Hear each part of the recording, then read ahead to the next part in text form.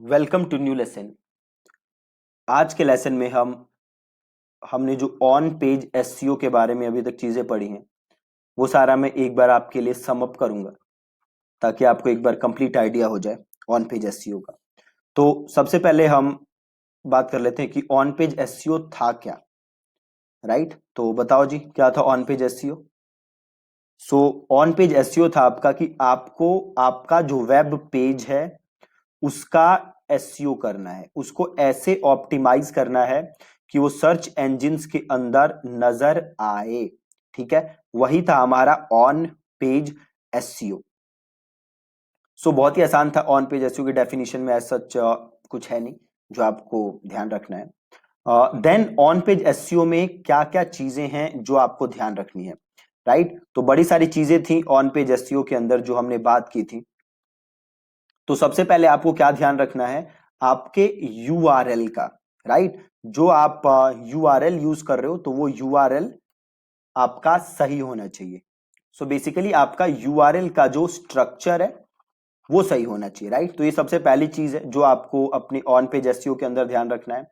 अगली चीज आपको ध्यान रखनी है ऑन पेज एसईओ के अंदर आपका यूएक्स। ठीक है, यूजर एक्सपीरियंस जो है आपका वो अच्छा होना चाहिए। जो आपका यूजर आपके पेज पे आए तो आपका पेज जल्दी से लोड हो।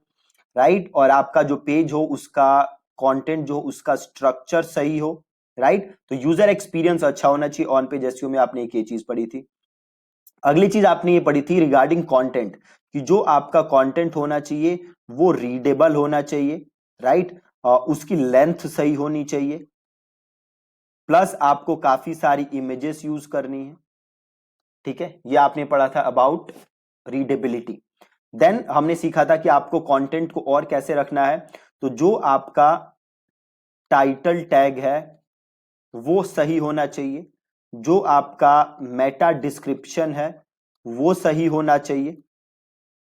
राइट, और इसके अलावा क्या था, इसके अलावा जो आपका कीवर्ड है ना, जो आपका कीवर्ड है वो टाइटल टैग में आप यूज करो, वो आप मेटा डिस्क्रिप्शन में यूज करो। इसके अलावा जो आपका कीवर्ड है वो आपका जो ब्लॉग स्टार्ट हो उसके इनिशियल 100 वर्ड्स के अंदर आप यूज करो। राइट, प्लस आप यूज करो हेडिंग टैग्स जो हमने बात की थी H1 टू H6 तक आपके हेडिंग टैग्स होते हैं। हमने बात की थी कि जो H1 टैग होता है वो बाय डिफॉल्ट आपके ब्लॉग के टाइटल को दे देता है। ज्यादातर जो प्लेटफॉर्म्स होते हैं वो आपके टाइटल को दे देते हैं, तो आपको बाकी टैग सही तरीके से यूज करने हैं। राइट, एक चीज आपको ये ध्यान रखना है जो इनिशियली 100 वर्ड्स में यूज करना है वो आपको जरूर यूज करना है। देन आपको टाइटल टैग्स यूज करने हैं। हेडिंग टैग्स हमने जो पढ़ा था, हेडिंग टैग्स करते क्या है, हेडिंग टैग्स आपके कंटेंट को और बढ़िया से रीडेबल बनाते हैं। देन हमने बात की थी कि हमें यूज करने हैं आउटबाउंड लिंक्स, है ना, हमें आउटबाउंड लिंक्स यूज करने हैं जिससे कि अथॉरिटी बिल्ड होती है। हमने सीखा भी था हम कैसे यूज कर सकते हैं। देन हमने सीखा था कि हमें इंटरनल लिंकिंग करनी है ताकि एक आपके पेज पे गूगल आए तो वो बाकी पेजेस पे भी गूगल आपके पहुंच जाए। ठीक है, ये हमें इंटरनल लिंकिंग करनी थी। देन हमने देखा था कि हमें क्या करनी है, इमेज की भी एसईओ करनी है ना, हमें इमेज का टाइटल सही रखना है, हमें इमेज का लोड स्पीड ज्यादा ना हो, इसलिए इमेज को हमने देखा था हमने टाइनी पीएनजी से उसको छोटा कर लेंगे।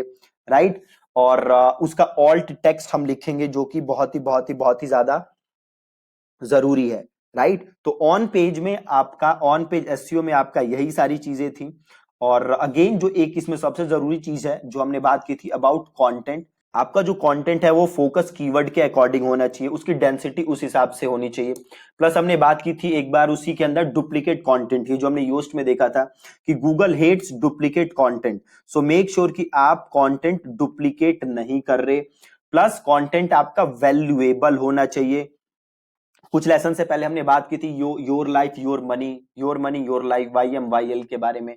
राइट, सो मेक श्योर कि आप उसको फॉलो कर रहे हो और उस हिसाब से आप कंटेंट लिख रहे हो। ठीक है जी, तो ऑन पेज एसईओ में इतनी ही चीजें हैं, इसके अलावा ज्यादा चीजें कुछ है नहीं ऑन पेज एसईओ के अंदर। सो मेक श्योर कि आप इन सारी चीजों को फॉलो कर रहे हो जब भी आप कंटेंट लिख रहे हो, ठीक है। अब आगे वाले जो लेसन आएंगे उसमें हम बात करेंगे अबाउट ऑफ पेज एसईओ, हम देखेंगे वो कैसे कर सकते हो। प्लस अभी बड़ी सारी और चीजें हैं एसईओ के अंदर, टेक्निकल एसईओ है, सो हम वो भी सीखेंगे कि वो कैसे किया जा सकता है, ठीक है जी। Thank you so much for watching this lesson.